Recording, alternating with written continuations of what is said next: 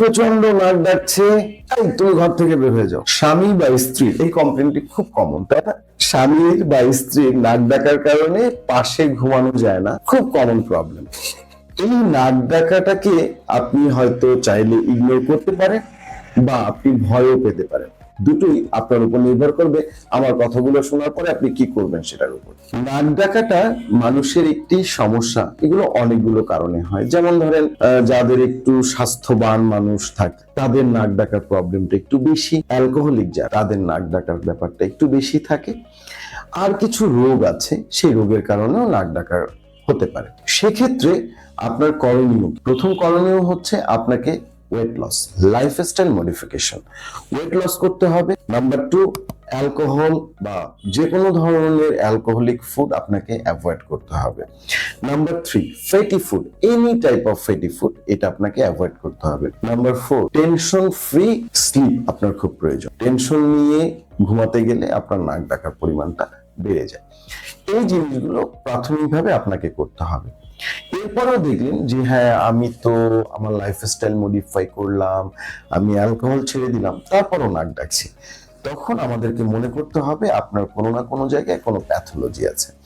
আমরা নাক দিয়ে নিঃশ্বাস নেই, এই নিঃশ্বাসটা আমার ফুসফুসে গিয়ে আমি শ্বাস মানে পুরোটা কমপ্লিট হয়।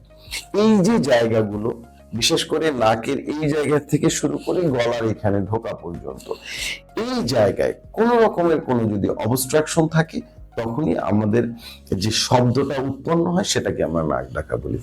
বিশেষ করে আপনাকে সহজ করে যদি বুঝাতে চাই তাহলে, যে একটি বাতাস যখন বিভিন্ন জায়গা থেকে মানে এটি চলে যাচ্ছে তখন আপনি বুঝতে পারছেন না, বাতাস যদি প্রচন্ড বেগে একটি সরু নালীর ভিতর থেকে আপনাকে পাস করা হয় তখন দেখবেন একটি শব্দ তৈরি হয়। নাক ডাকাটা এর বাইরে আর কিছুই না। এটা বললাম নাক ডাকার ভালো দিক, এবার কিছু নাক ডাকার খারাপ দিক নিয়ে আলোচনা করি। আপনারা জানেন যে খুব রিসেন্টলি যে ইন্ডিয়ার একজন স্বনামধন্য সঙ্গীত পরিচালক উনি মারা গিয়েছেন, বাপ্পি লাহিড়ী। বাপ্পি লাহিড়ীর কথা আপনারা অনেকেই জানেন। ওনার কিন্তু অবস্ট্রাকটিভ স্লিপ অ্যাপনিয়া ছিল, উনি প্রচন্ড নাক ডাকতেন। ওনার চেহারাটা যদি আপনারা কল্পনা করতে পারেন আপনারা দেখবেন যে বেশ মোটা সোটা, আমার 2 গুণ 3 গুণ হবে। তো এরকম একজন মানুষ, এত একজন এফিশিয়েন্ট একজন মানুষ, এত টাকাওয়ালা একজন মানুষ, কিন্তু তিনি কিন্তু জাস্ট ঘুমের মধ্যে নিঃশ্বাস বন্ধ হয়ে মারা গিয়েছেন। এটি কিন্তু একটি ডিজিজ। ওনার নাক ডাকা ছিল, উনি নাক ডাকার পর্যাপ্ত চিকিৎসা না নেওয়ার কারণে কিন্তু ওনার অবস্ট্রাকটিভ স্লিপ অ্যাপনিয়া ডেভেলপ করেছে। অবস্ট্রাকটিভ স্লিপ অ্যাপনিয়া যদি কারোর হয়ে যায় এটি very dangerous thing. Obstructive sleep apnoea বোঝার বেশ কিছু লক্ষণ আছে। কিরকম? আপনার পাশের মানুষটি বা আপনি নিজেও বুঝতে পারবেন ঘুমের ভিতর হঠাৎ করে আমি ঘুম ভেঙে গেল, আমি ঘুমাতে পারছি না, আমার মনে হচ্ছে আমার শ্বাস বন্ধ হয়ে আসছে। এটি একটি। আপনি দেখবেন সারাদিন আপনার একটা ঘুম ঘুম ভাব সবসময় থাকে। আপনি কারোর সাথে গল্প করছেন, কথা বলছেন, আপনি এর ভিতর ঘুমিয়ে যাচ্ছেন। আপনি গাড়ি চালাচ্ছেন, ঘুমিয়ে যাচ্ছেন। এই প্রত্যেকটা জিনিসই কিন্তু অবস্ট্রাকটিভ স্লিপ অ্যাপনিয়ার লক্ষণ। মানে আপনি যখন রাতের বেলা ভালো ঘুমোতে পারবেন না তখনই আপনার সারা দিন জুড়ে এই ঘুমের প্রবলেমটা থাকবে।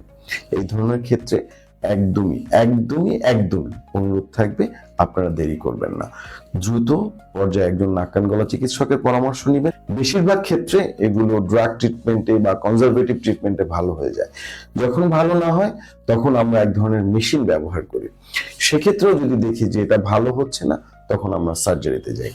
অনেক ক্ষেত্রে মেশিন ব্যবহার করার আগে আমরা সার্জারিতে যেতে বলি, যদি কিনা তার কোনো নেজাল কোনো জায়গায় কোনো অবস্ট্রাকশন থাকে, যে এয়ারওয়েতে যদি কোনো অবস্ট্রাকশন পায় আমরা তখন বলি আপনি এই অপারেশনটি করে নেন, তারপরে দেখবেন আপনি ভালো থাকবেন।